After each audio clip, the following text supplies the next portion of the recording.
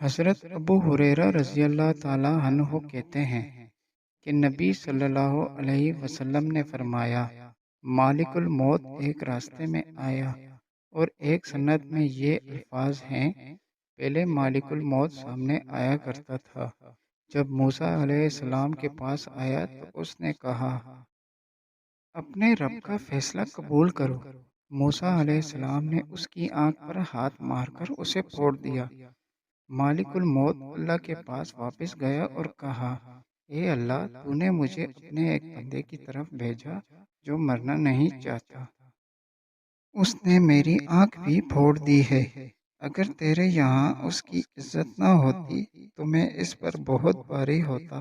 اللہ تعالیٰ نے اس کی آنکھ دوبارہ ٹھیک کر دی اور فرمایا، میرے بندے کے پاس واپس جاؤ اور اس سے پوچھو، کیا تم زندگی چاہتے ہو؟ اگر تم زندگی چاہتے ہو تو اپنا ہاتھ بیل کی پشت پر رکھو۔ جتنے بالوں کو تمہارا ہاتھ ڈھانپ لے تو ہر ایک بال کے بدلے تم 1 سال زندہ رہو گے۔ موسیٰ علیہ السلام نے کہا، اے میرے رب، پھر اس کے بعد کیا ہوگا؟ اللہ عز و جل نے فرمایا، پھر تم مر جاؤ گے۔ موسیٰ علیہ السلام نے کہا، تو پھر ابھی کیوں نہیں؟ اے میرے رب، مجھے ارض مقدسہ کے مقام پر موت دے۔ مالک الموت نے انہیں ہلکا سا چھوا، اس کی روح قبض کر لی۔ پھر اس کے بعد مالک الموت لوگوں کے پاس پوشیدہ آنے لگا۔